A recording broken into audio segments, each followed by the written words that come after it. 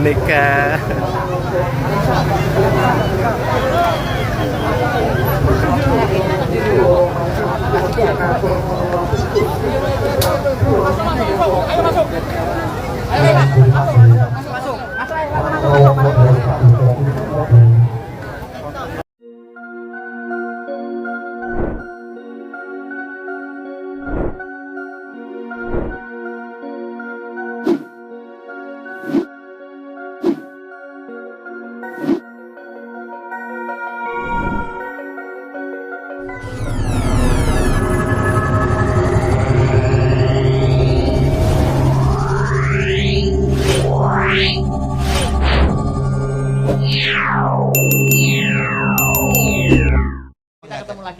Siap. Yo, cawe sesaji Brojo Denta Brojo Musi ditutukne lakone. Wayang. Yuk, yuk.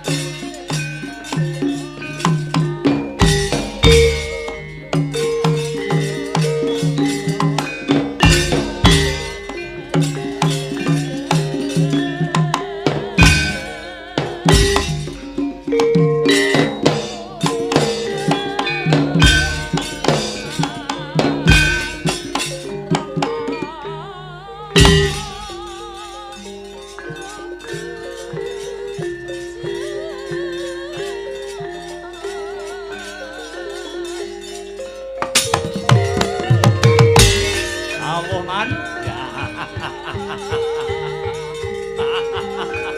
Oh. Oh. Hey, ha, hey, ha, hey, ha, hey, ha, hey, ha, hey, ha, hey, ha, hey, ha, hey, ha, hey.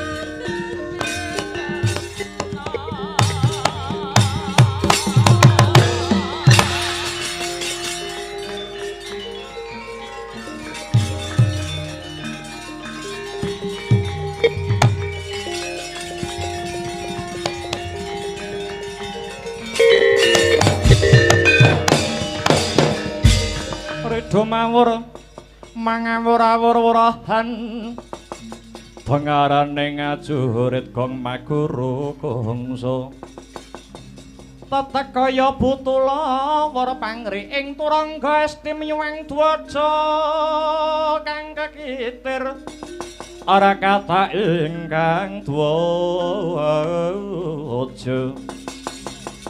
dwaja lelayu sepit la dalah Paman Sengkuni kang sampun medaling Jawi kula Satru Banjar Junut Pundur Sasana cumadung dawuh Paman kula Karta Marema cumadung dawuh Paman kula Ratu Mbara Keling Punjaya Jatra cumadung dawuh kula Satru Pedanyangan Sutu cumadung dawuh Paman kabeh wae anakku nggih resata Kurawa pisan iki dawuhku padha gatekno sepisan aja mbok kendhone anggonmu dandan malah kepara padha kencengana kaping pindho kerep ana anggonmu padha geladen perang kaping telu olah kanuragan kepara padha ajekana awit Kakang Durna gurumu wis ngendika Kurawa kuwi pancen kedunging kasekten ulekaning kadigdayan dalah Paman Sengkuni Paman Sengkuni ngendika jare Kurawa kedunging kasekten ulekaning kadigdayan. Lah ning nyatane nek perang kok mboten nate menang ngaten niku, Man. Ah nek kuwi nasib kuwi.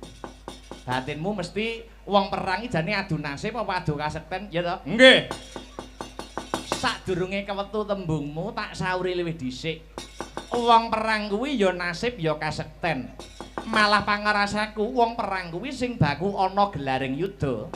Kang Eyang Bisma nate paring dawuh wong perang kuwi aja mung didoli akal ning ya nggunakno akal sebab kabeh wong kuwi sinung apes ora beda kaya sing tak rembug karo Raden Brajadenta ana Pasewakan iki mau Dur ya kuwi putraku Brajadenta bakal njabel panguwasa Pringgondani saka tanganing Gatotkaca yen Gatotkaca ora ngulungke bakal direbut sarana Bandayuda malah nek perlu Pandhawa ditumpesak oyot-oyote. Wis saiki tak wene wektu kanggo Kurawa anggone kepengin padha takon. Nah, sajake Durmagati kepengin takon. Kowe tak olehi omong ning tak wene wektu nggo 2 menit. 2 menit iki ora apa-apa, Mas. Pendapat itu satu sama lain berbeda, Mas. Sampeyan gadah polisi pengen mateni Gatotkaca kali Pandhawa.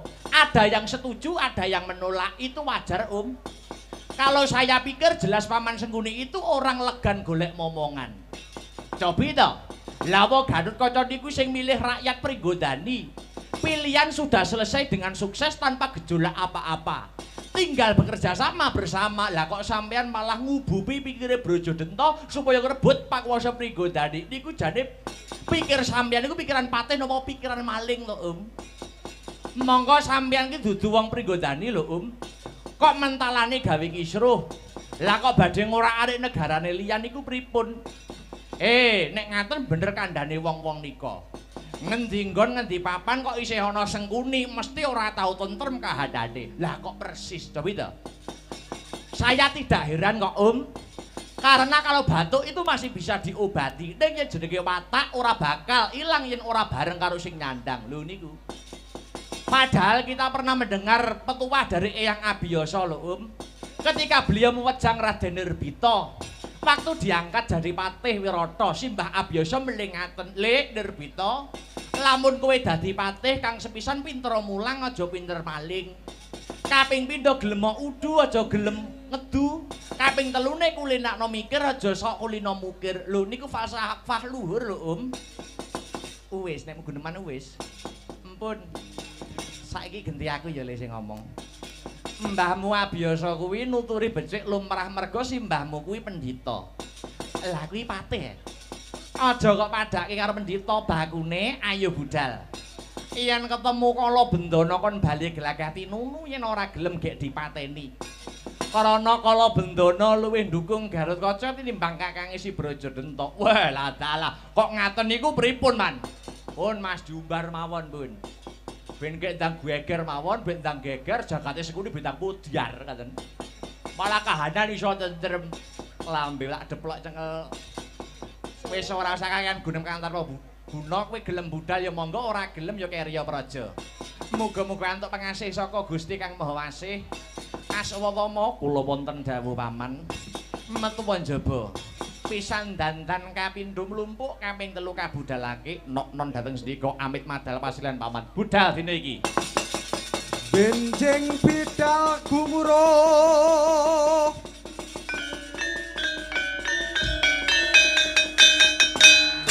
saking paseban Jawi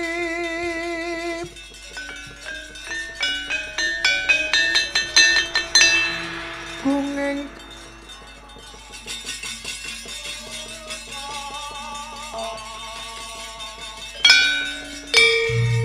Obro busananira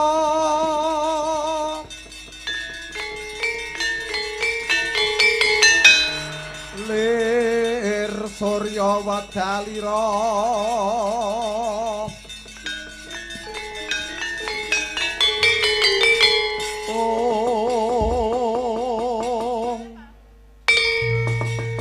harsa madangi jagat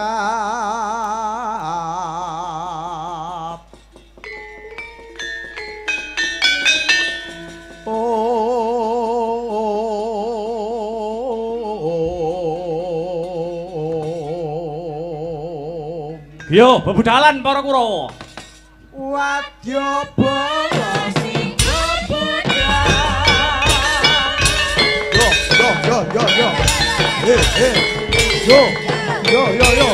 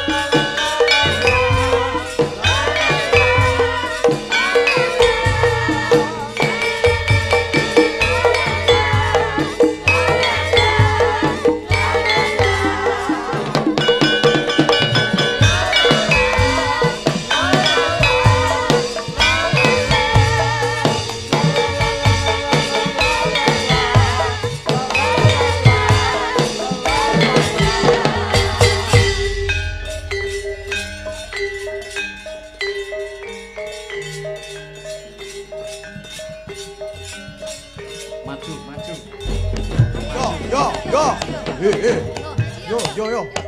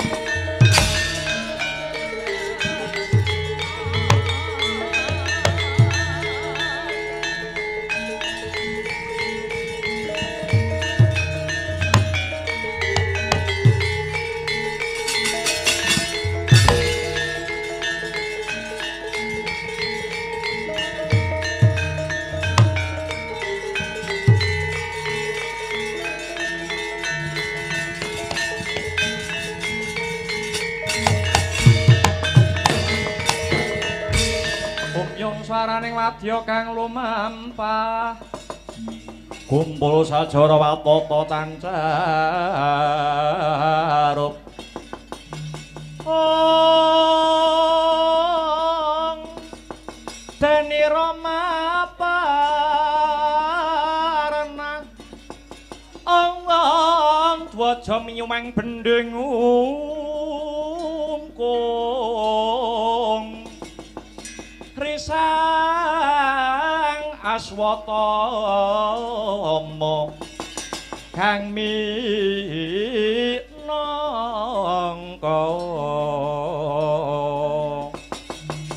cucuk ing prawadya bala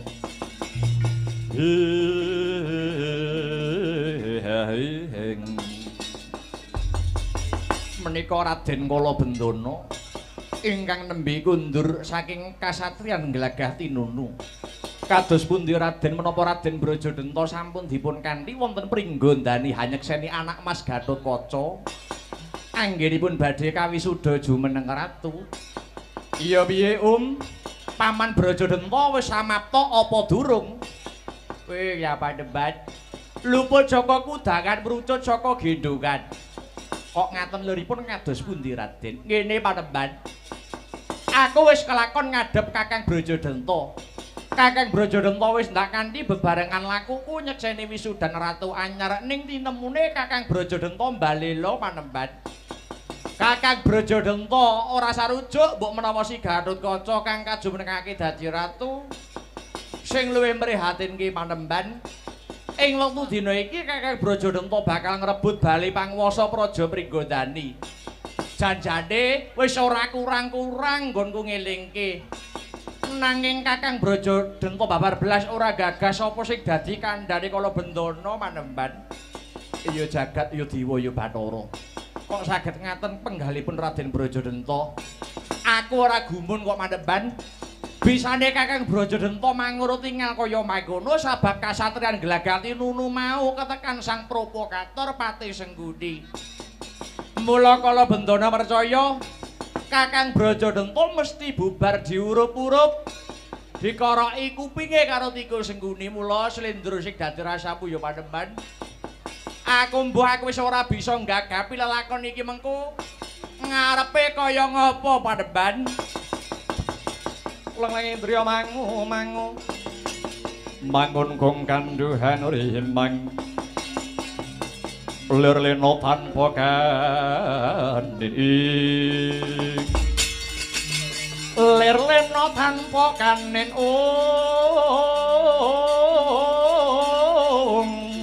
yen tambuluso yen tanduluso mengko sang dia utomo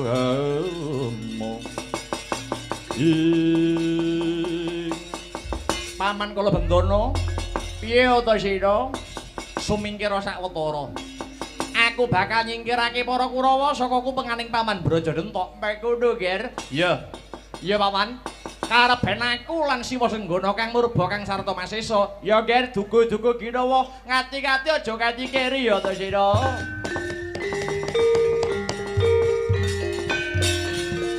Handhet lenggayung gegono risang Ramandaya mati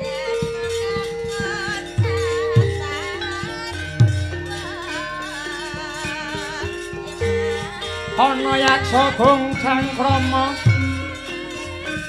namane Welakata sini cecaki jroning arep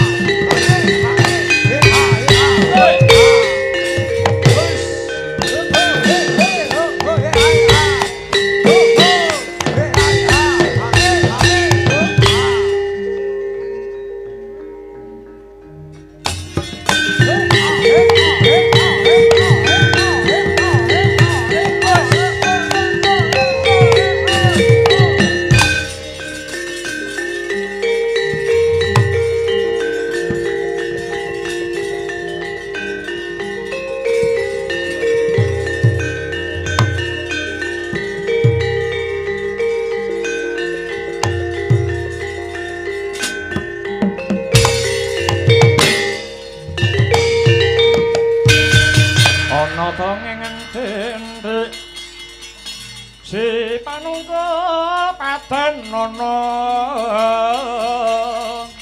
panunggul apa dosane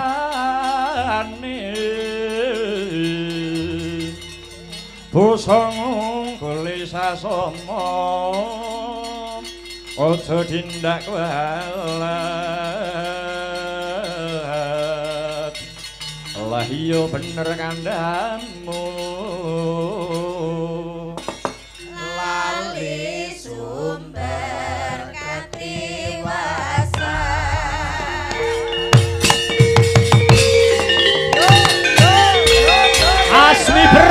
Asmiber panonku pating kalebyur urung sanggon ngiyat dalem wanara putih wanaka kusika seta utawa kethek kulise putih ora panglingan Anoman kuwi Karata Marmaya tenanangan mripatmu nggo barisan segelar sepapan tumbak Banyarang aku jati angaran payu megar ke Jamur Barat sing golek arep golek apa golek buron laronku ora ana kidang menjangan kang liwat ana kene tutup bangsane kewan lah banjur kala bendara ndi menungsani aku goleki kala bendara sing dadi buron laroning Karata Marma yen wis ketemu kon nyembah lawak tugele gulune apa dosa kang sarta kaluputan ning kala bandana kala bendara tulisan digendong selupute dindit lani bebela karo Gatotkaca sing ora duwe hak wewenang Praja Pringgondani sing dadi ratu kudu ratane Praja Renta ora Gatotkaca Karata Marma piye kowe sak koramamu kuwi wong-wong Kurawa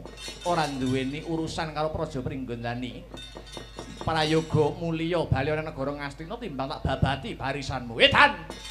Wani karo aku sing tak wedeni apamu.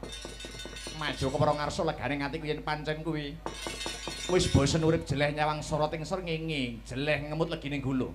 Karata Marma menang musuh Anoman iki ndek kapan? Aku pengen eruh dalange sapa, tanggapane ning ndi, tanggapane pira? Karata Marma kok menang musuh Anoman. Iya ya, ayo. Ning sumpahe prajurit piye? Ora bakal mundur yen durung dadi pakan gagak batange. Bagus. Oe. Lekan golek momongan punuk golek pacan merangi tatel ngrajau. Gedhemu cilik dur mundhek kupat kapita kul buntut tapen kejero manuk branjangan. Tengkang kandeling kulitmu jemenggling sudoanmu. Yen pancen wis sekti tanpa ajim, teguh tanpa meguru. Wateken aji-ajimu. Wateken aji-ajimu. Tumpang tebyat karo mangsa cotakon dosa Anoman. Oh.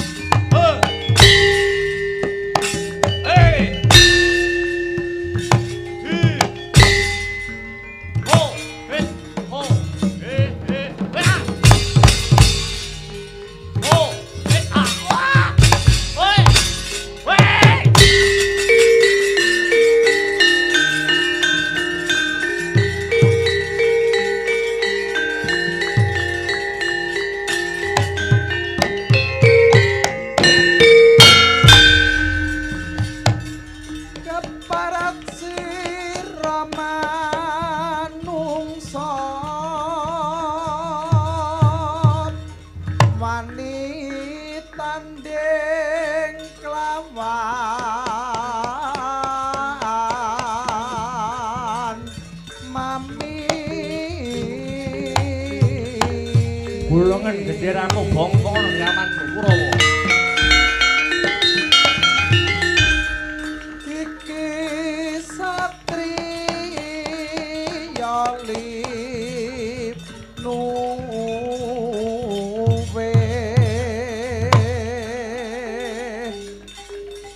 jayeng palu Ratu boleh ning Jayajatra kang bakal magut ana buku.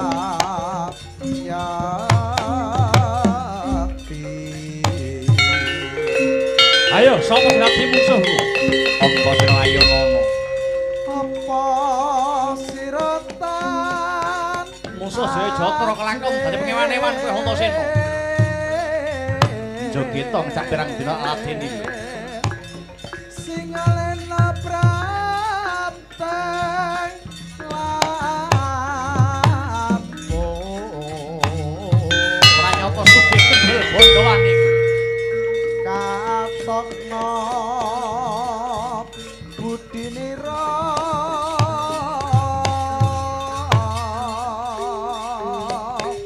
sira masti bakal lale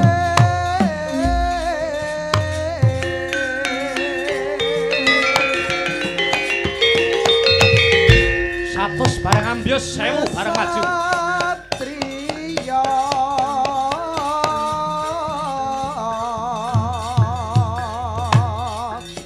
ambyu bareng mangarsa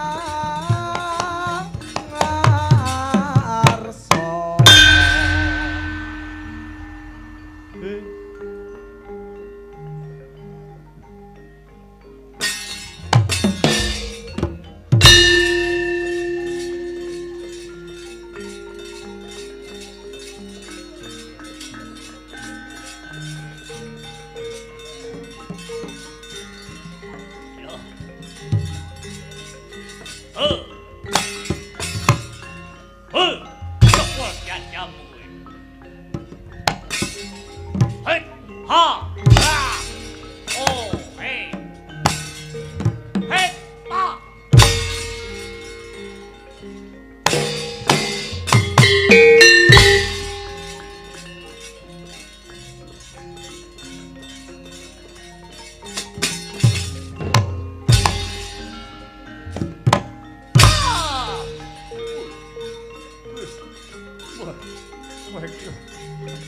ampuh tanganku utusinmu oh hit oh hit oh oh hit ah oh ah wah wah ah bus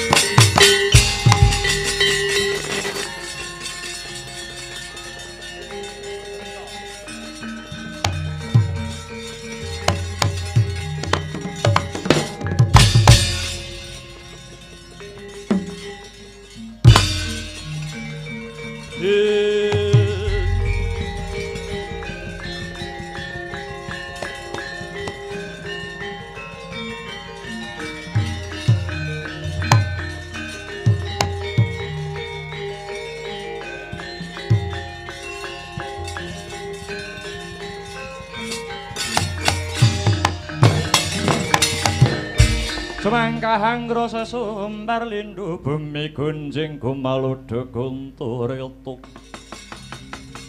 umup kang calon idin mimbak penyu kumambang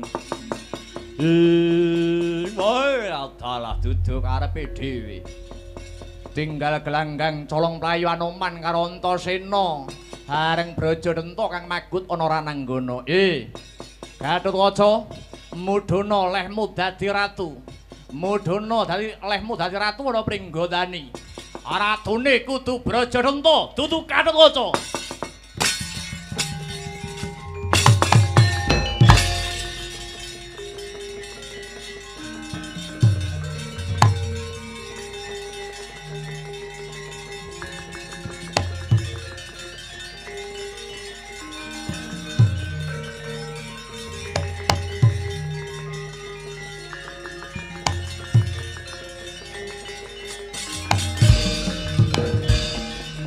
Anoman kang sarta Antasena ora wani ngadepi anak Mas Brajadanta.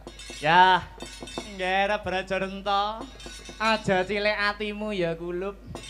Pamanmu Sengkuni sing ana mburimu tak dombani saka mburi nggih patenana Gatotkaca sak pendawane.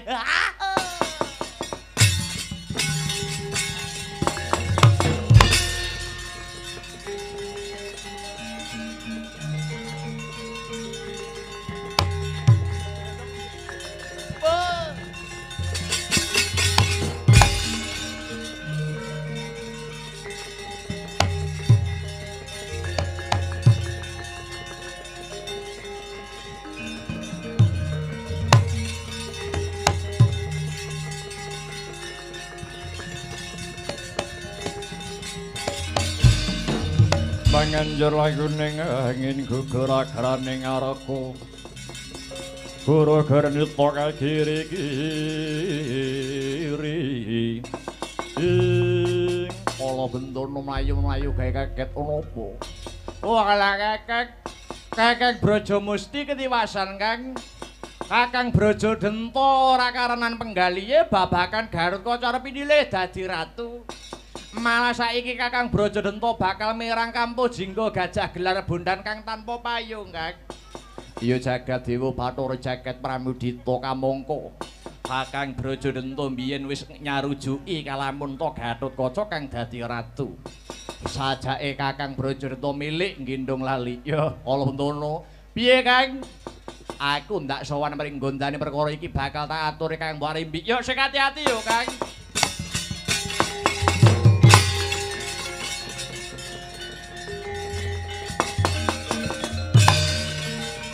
Ora mikir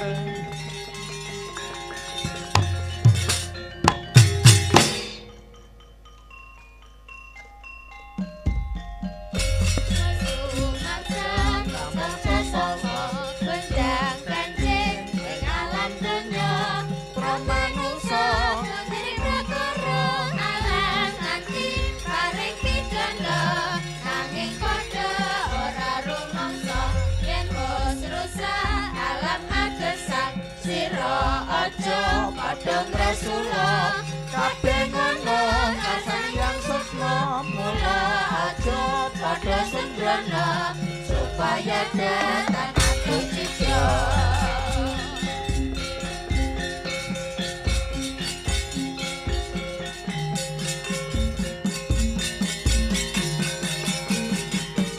Gara-gara hamenangi jaman kala kinantang akeh manungsa sing kumrangsang mula kahanan pindha kabranang.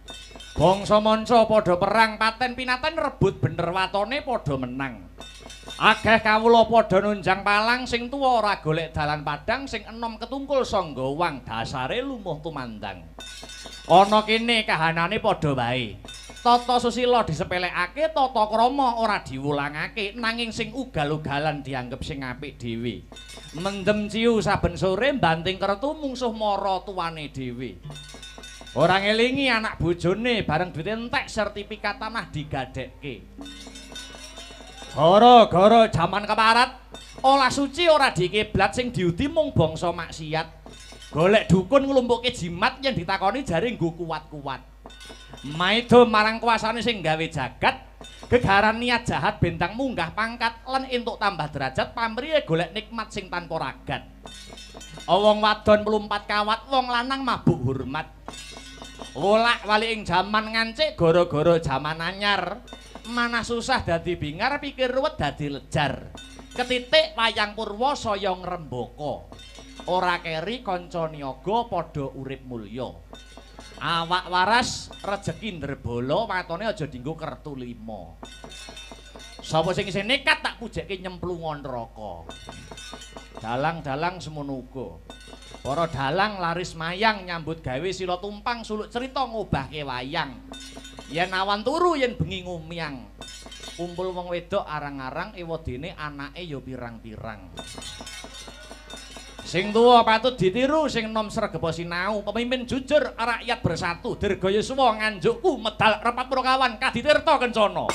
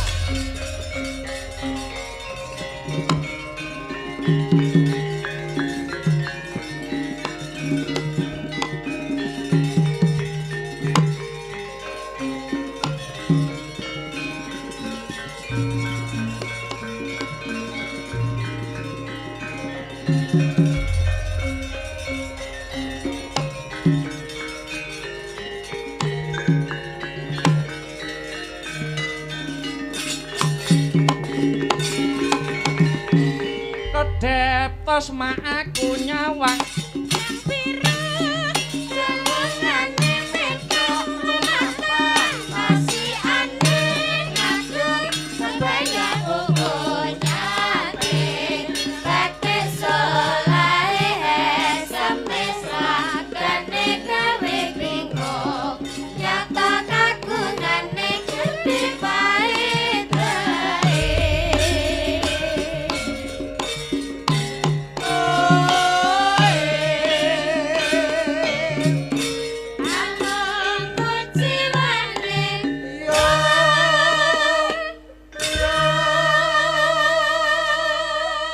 satu kali wae ya. Monggo.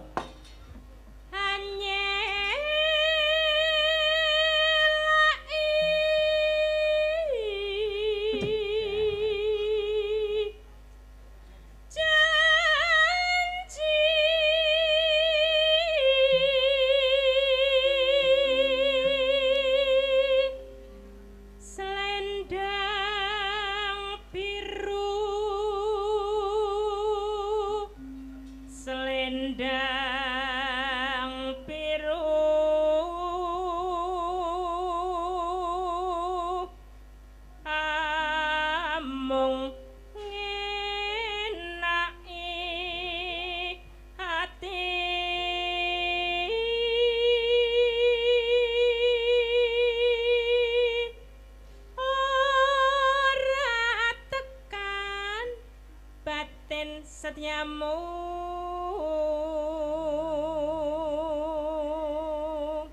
ya Selendang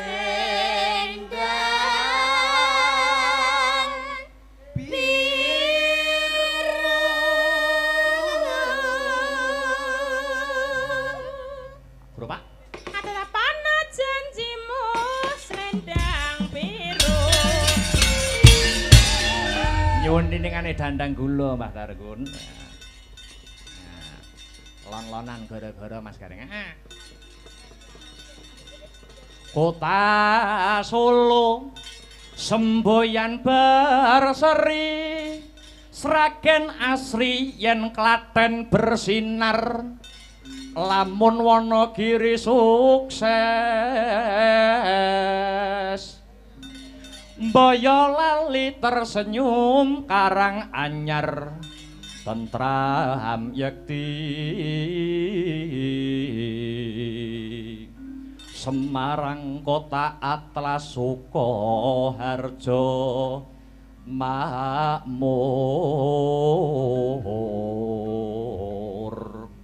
bersemi iku ngrobokan lamun nganjuk semboyane kota angin simponi Ponorogo saben kutha duweni semboyan masing-masing jenenge asma kinarya japa kuwi wujudake pandonga kang diaplikasikan ya ta kanthi sarana mujudke kata-kata utawa kalimat kang wujude semboyan. Ngono Dik Petruk. Wah, ngancik gara-gara Mas. Iki jam pira iki? Jam 2 pas manut jamku. Wah. Ya.